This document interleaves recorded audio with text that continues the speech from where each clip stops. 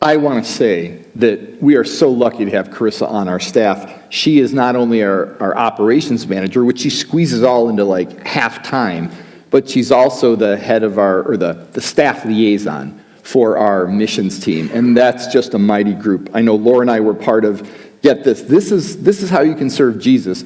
We were part of the Cheez-Its packing day at Harvesters International. And that's a handful of us, I see Kimberly Clark. She's one of the other members of the team. We have an amazing missions team, and they go where the team sends, and we go as volunteers where the mission team sends us, but there is always more that they can do. If any of you are excited in planning the kind of things that Chris is talking about, reach out to her. She's here this morning, and I think if you can't find her, one of her daughters is working in the cafe along with some other high schoolers. So anyway, thank you, Carissa, wherever you are today in the morning. Kawprairie today is our second Sunday in the series, Saints, Sinners, and Saving the World. And last week, when we talked about generosity and generations, how we invest in the next generations or the ones following us with our time, talents, and treasure, today we're going to pivot kind of in the service theme that Carissa here introduced. We're going to pivot and talk about saints and strangers. Now, biblically, of course, the word stranger, especially in Hebrew, that could mean foreigner, it could mean immigrant, it could mean refugee, or it could just mean somebody you don't know. But in a society where they never probably or hardly ever went more than 5-10 miles outside of their village, basically, they knew everybody, so a stranger was a rare thing. Well, I want to talk about how important it is to be a family. I know that what made the mission project at Harvesters so fun was that a lot of families came. I got to work next to grandchildren and children that I didn't know very well. There was moms and daughters working together, fathers and sons. It was really just a really fun time. And as I think about families, most all of us love our family on good days. It is harder to love a stranger, though, isn't it? Unless you've grown up with good role models of it. And when I titled this Saints and Strangers, my hope is that we, as the sinner saints, I mean, we're not perfect, we're still sinners, all that theology, but we're the saints, the ones that God has called out to act differently than the world. Saints comes from the word holy, sacred, which is the root word, which is the combination of set apart for other work by God. So anyway, one thing that I enjoy is that Chris and I are from different denominational backgrounds. I'm a lifelong Lutheran. Chris is a lifelong Baptist.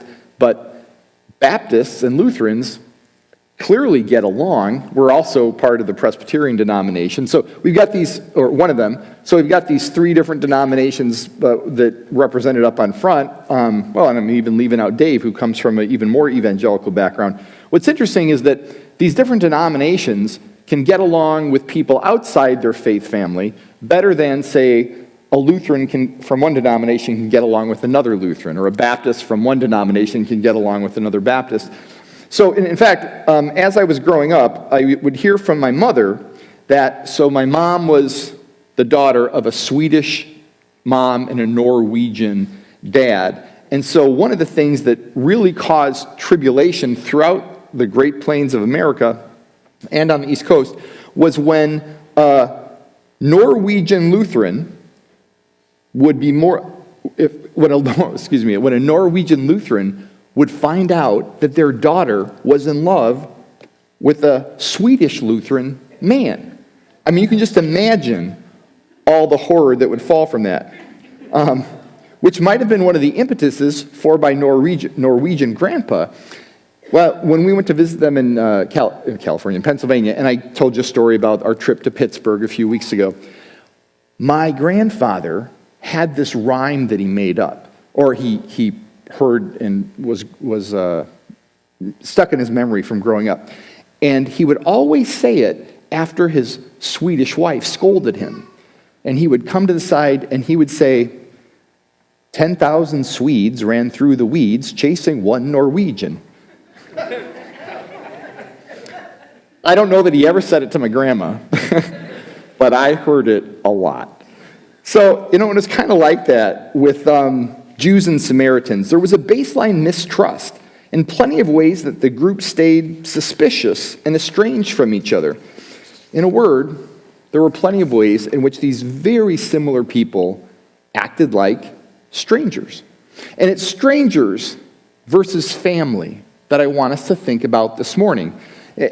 Because for nearly all of us, interacting with strangers is a skill that takes some developing, or it's an attitude that takes some maturing. In fact, during my first year of seminary on Chicago's South Side, if anybody familiar, it was Hyde Park, my first year anyway, I was working 1 to 3 jobs. All right, and some were like hour jobs, some were side jobs. I was taking a full load of classes, and I had 2 roommates, and we all kept different schedules. So sometimes, as might happen to some of you, I fell into some bad habits out of stress. So one afternoon, I'm outside with some other students, outside of our 6 flat, smoking, when a neighborhood kid who looked like he was coming back from a birthday party full of like sass and vigor and all this, he walks up to us, the 3 of us standing on the sidewalk, and he says, "Excuse me, smoking is bad for you." Now, we were theology students, but we still found this slightly annoying. So I'm like, all right. So I took the cigarette out of my mouth, popped his balloon, and said, "So is talking to strangers."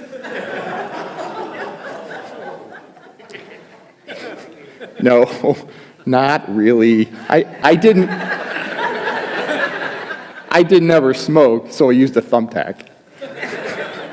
Anyway, no, seriously, when people behave in ways that offend us, or confuse us, or frighten us, it's hard to look at them as friends.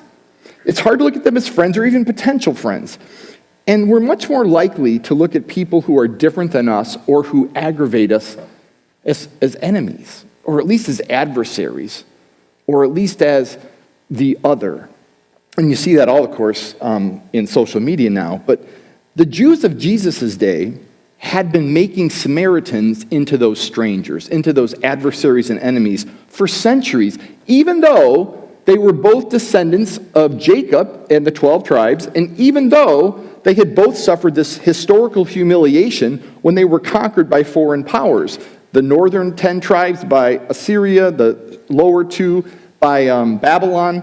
And despite those similarities, despite their loyalty to the laws of Moses and things like this, they despised each other. Or more precisely, we have a record that the Jewish people in Galilee in the north and Judea in the south, they despised the people who were on the coast, who were the Samaritans.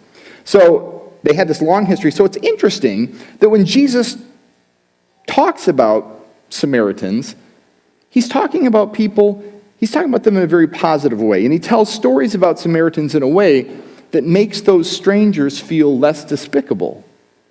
And it was a very hard thing sometimes for his kind of patriotic Jewish hearers to hear.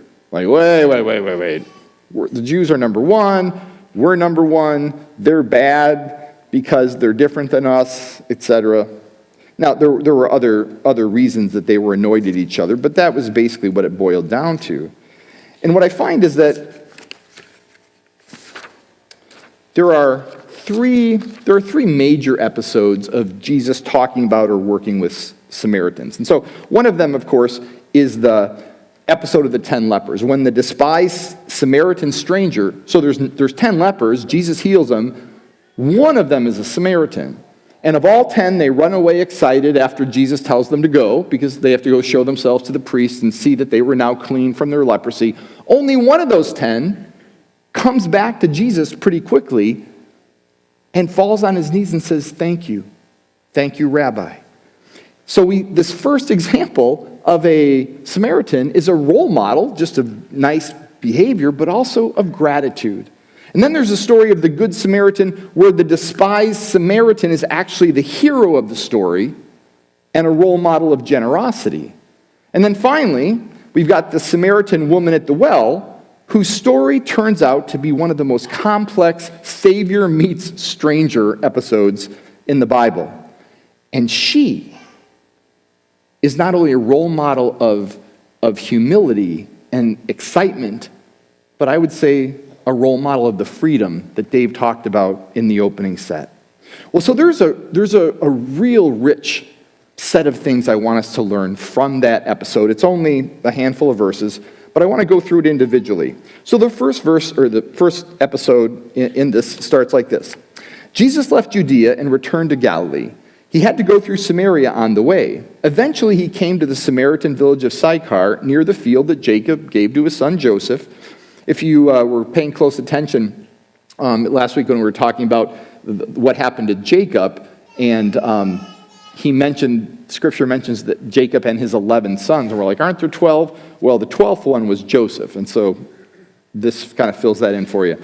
Jacob's well was there, and Jesus, tired from the long walk, sat wearily beside the well about noontime. Do you think the well was pretty occupied and busy at noontime on a hot summer day? Only by people that desperately needed water and were on the road, not by the locals, because they had come in the morning or they were waiting for the evening. And there Jesus meets a stranger. Verse 7, soon a Samaritan woman came to draw water, and Jesus said to her, "Hey, please give me a drink." He was alone at the time because his disciples had gone into the village to buy food. The woman was surprised because Jews refused to have anything to do with Samaritans, and so she said to Jesus, "You're a Jew, and I'm a Samaritan woman. Why are you asking me for a drink?" So Jesus replied, well, I got this brand new clicker, and it's a little bit, I've got a fat thumb, let's just admit it. All right, so why are you asking me for a drink? There we go. Jesus replied, if only you knew the gift God has for you and who you were speaking to, you would ask me, and I would give you living water. But sir, you don't have a rope or a bucket, she said, and this well is deep. Where would you get this living water? And besides, she's starting to take offense now. Do you think you're greater than our ancestor Jacob, who gave us this well? How can you offer better water than he and his sons and his animals enjoyed? Okay, this is heating up. I got to take my hat off.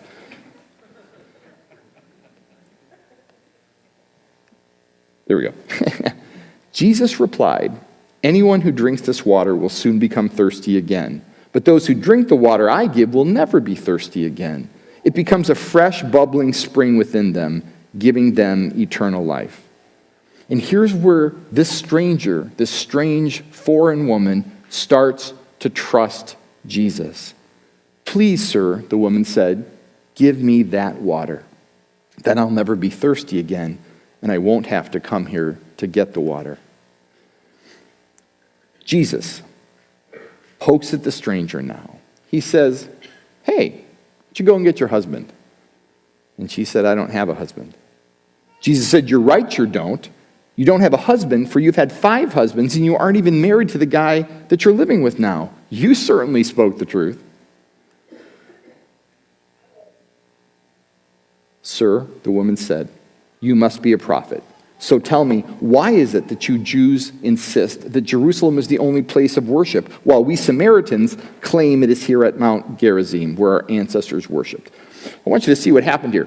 I didn't skip any verses, which sometimes I do to make things go faster. Verse 19, she acknowledges Jesus' kind of prophetic scolding, you must be a prophet, and then immediately, what does she do? Change the topic, right? Isn't that what happens when we're kind of embarrassed or something awkward is happening or we're being accused or something? It's like, well, we'll acknowledge it and then try to move on. She does the same thing. And then later the woman says, I know the Messiah is coming, the one who is called the Christ. When he comes, he will explain everything to us. Jesus told her, I am the Messiah. Just then his disciples came back. They were shocked to find him talking to a woman, but none of them dared to ask, what do you want with her, or why are you talking to her? The woman left her water jar beside the well and ran back to the village, telling everyone, come and see the man who told me everything I ever did. Could he possibly be the Messiah? So the people came streaming from the village to see him. Many Samaritans from the village believed in Jesus because the woman had said, he told me everything I've ever done. When they came out to see him, they begged him to stay in their village. So he stayed for 2 more days. This Jewish rabbi who knew he was already going to get on the wrong side of the Jewish authorities, he decides he's going to get on the wrong side of the kind of the patriots of Judaism, the anchors of the community, by spending time voluntarily, more than he had planned, by giving his time, love, and attention for 2 solid days to the people that his tribe, his broad family, disliked, despised, and avoided as much as they could. But he stayed for 2 days, long enough for many more to hear his message and believe. Then they said to the woman, "Now we believe, not just because of what you told us, because we've heard him ourselves. Now we know that he is indeed the Savior of the world." Now, there's a lot going on in that story, obviously. But for me, it's a story where we get to see Jesus turning a stranger into a friend, turning a stranger outside of the family of faith into a person who's not only welcomed and accepted by the family of faith, but is a key mover in the family of faith. So she's a stranger, she becomes a strong leader. And it reminds me, we have this beautiful expression that we use here at Caw Prairie, there's a seat for you. You might have seen it on the mugs or the t-shirts and all that. Well, there's a seat for you, and she seemed to know that in Jesus' presence, but she also kind of thought, there's a job for you too. I'm going to do something that I can do. She obviously was pretty charismatic. She'd had a bunch of husbands, right? And not all guys are that vulnerable. They're gonna be attracted to a dynamic woman. So she used her dynamicism to evangelize for Jesus. But she started out a stranger. She was a personal stranger to him. She was a cultural stranger to people in his tribe. She was a functional stranger even in her own country. Remember, because she was unaccompanied at noon, so she was avoided by Middle Eastern men who didn't want to be seen with her, because who knows what that rumor mill would do. She's sexually immoral in the eyes of the Jewish law, so she's not respected by other women either. She's an outsider, likely mocked and gossiped about by both men and women. And then she says, "This guy must be the Messiah because he's told me everything I've ever done, or everything about me." That's what she says. But what does she mean? She means, to me, she doesn't mean here's a prophet who did a cool trick of telling me everything I've ever done. That obviously made an impression, and that excited the people too. But deeper down, there was more going on. Deeper down, he was a prophet who challenged me, but he did it privately, so I didn't feel more ashamed of myself than I already do. He honored me by having a conversation with me, by looking at me as a woman with a mind, not just a woman with a body. He did all this for me. And he made me feel accepted despite my imperfections, and he made me feel alive after feeling dead inside for so long. So why did she go tell everybody about this? Why was this so important to her? Honestly, because like Zacchaeus, she was a stranger in her own country. She became a Jesus follower after realizing the way of Jesus was a better way to live than the way she had been. The abundant life of Jesus was richer than the abundant life that the earth offered. Whether that's living under the false abundance of lots of money like Zacchaeus, or the false abundance of lots of relationships like she was doing. There was a before and an after, as I talked about with Zacchaeus.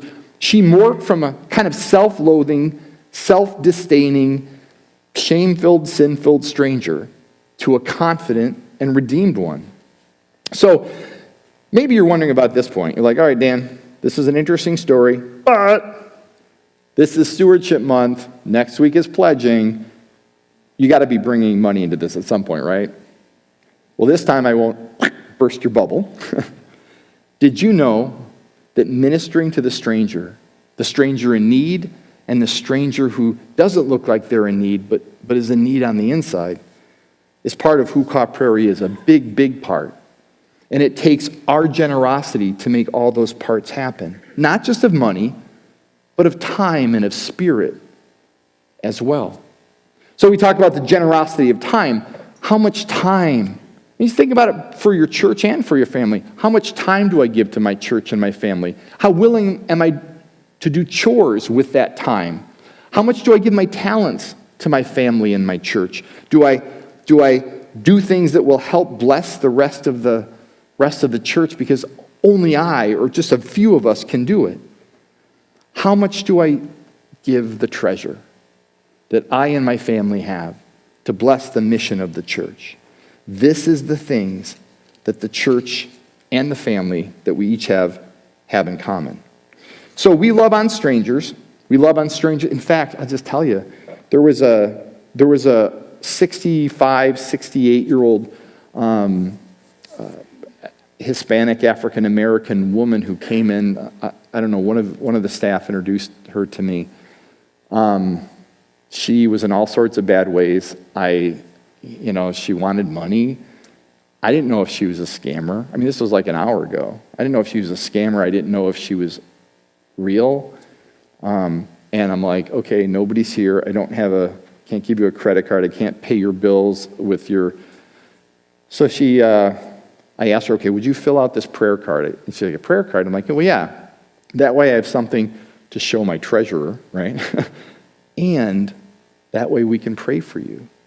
And then she says, how about you fill it out? I'm like, okay, what's your name?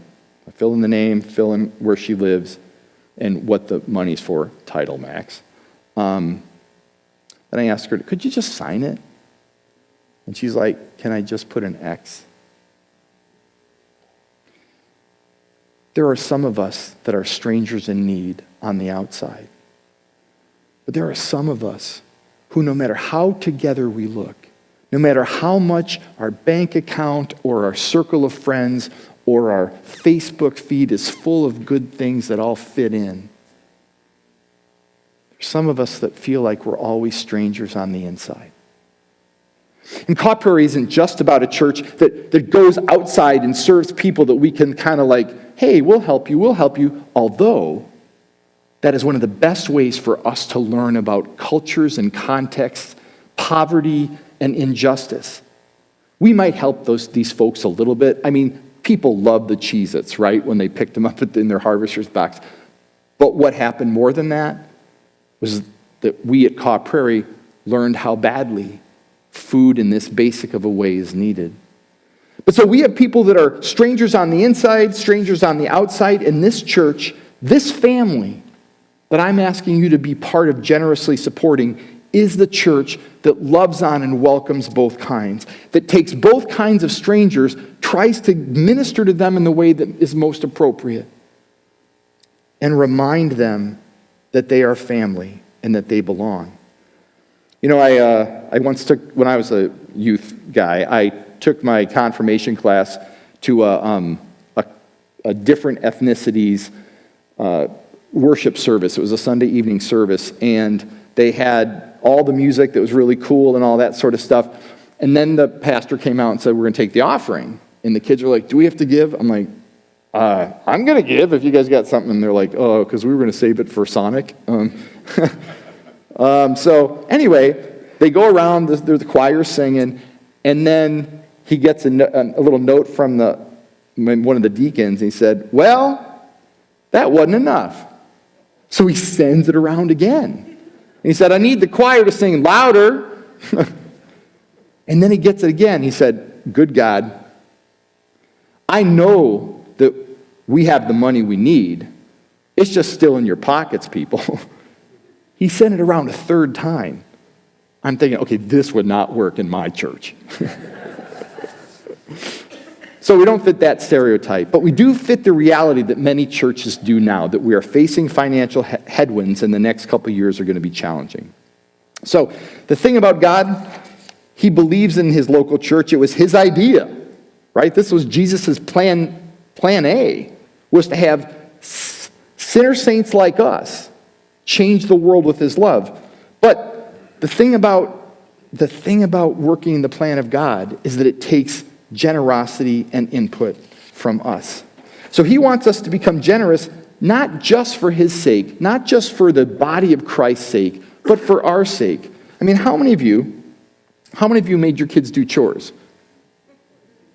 I hear, of course. Not always. You may be more optimistic than not everybody does. But the reason we have our children do chores is not because it helps the family. I mean, guys, mean, you remember when your kids wanted to help you pound nails and screw things and then put caulk on things? We're like, no. We let them help and we let them do chores because it helps the family a little bit. But we let them or make them do chores because it helps them most of all. In the same way, God doesn't need our money as much as we need to give our money. You might be like, well, shoot. If you don't need the money, Dan, then I'm checking out. Nah, not so fast. Seriously. The call of God to be generous, to be people of peace, is so important that I'm going to challenge you this week as you think about next week. And by the way, if you're thinking, well, I like coming to church, but I'm going to skip next week because I don't want to make a pledge. I'll tell you what, you can just write on your pledge card, I will give as I can, and then sign that. No promise, nothing that you'll feel compelled to do. But if you want the discipline and joy of doing the chore of regular giving, the same thing that happens to kids will happen to you, is that you will grow up to be more mature, more joyful, and more equipped for real life. You know, I believe that generosity helps shape us into people of peace, joyful, content, and living with honor and grace. In fact, Jesus said, where your treasure is, there the desires of your heart will be also. And you remember that. Paul says to Timothy, true godliness with contentment, with thinking that what you have is enough. True godliness with contentment is itself great wealth. But people who long to be rich or richer, I mean, we're already rich by world standards, but people who long to be rich fall into temptation and are trapped by many foolish and harmful desires that plunge them into ruin and destruction. Maybe not financially, maybe not morally, but definitely relationally. For the love of money is the root of all kinds of evil, and even some people, craving money, have wandered from the true faith and pierced themselves with many sorrows. I'm just going to end like this. I believe that some of you who may not pledge, you may not give as much as maybe you could to Kaw Prairie, you're generous in other ways, right? You're supporting other worthwhile, especially God-honoring causes. I get that. But I want to remind you that the local church, this local church, is the hope of the world. This is God's plan, that we take those on the outside and we bring the gospel to them, and we take those of us on the inside and we remind the gospel to them. That's what changing lives with Jesus' love means. And maybe you're like, okay, look, we don't have much money. I can't do any of these fancy things like tithe, give 10% of our income. I mean, some of you already do. I mean, Laura and I have done this for decades, and it has been the most basic deliverer of contentment that we have, because we got to think about our expenses much more carefully than if we lived on $1 instead of just 90 cents. But doing that at first felt like a chore. But after a while, it became a privilege, and then became a habit, and then it became the foundation of a life of peace. So I'm going to tell you, maybe that's like ridiculous, like, we're not going to give 10% of our gross income or a net income either way. I'm like, all right, well, then start somewhere if you haven't done it. And even if you don't belong to Kaw Prairie, maybe you're a guest and you're like, well, we're going to go to a different church. I'm like, fine. A church that doesn't talk about money. Good luck. But start thinking about generosity there then, because this is not about Kaw Prairie. This is about you. This is about how you grow and how you reach peace.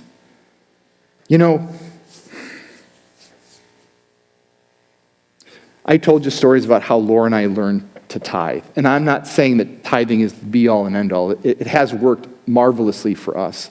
And I've got stories of the miracles that God's done because we've sacrificed that much. But I also want to tell you, start somewhere. Start maybe 2 or 3%. Heck, that's the average that most Americans give. You wouldn't be like below the bar. Or maybe do something bold and say, start with 5%. We can do that. We'll feel it, but we can do it. Or start with a number that means something to you, like a gift that you were given from a parent or relative, and let's give that, except let's give it every month or every year. Or start with the money that you are going to save if you don't buy that new car and you just keep the old one for 3 more years. Find something that makes sense to your heart and to your family. And I'm telling you that regardless of the dollar amount, you are entering a path of generosity that will change not only this church, the world, but you. Friends, the local church is the hope of the world. The local church is the hope of the world as long as the hope of the local church is Jesus Christ. And the people of the local church are filled with joy and grace and generosity and peace. I invite us together to be that kind of people who make this kind of church an amazing kind of place that changes lives with Jesus' love. The pledge cards will be sent to you this week via email, and we'll have them next week. I hope you'll be here. It's going to be a very special service.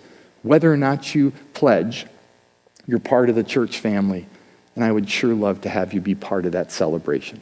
So, that's the end of my sermon. It's not the end of what I could say. But I want you to stand, and I want you to sing with the band this closing song that I think frames the concept of sacrifice, of generosity, and giving in such a beautiful way.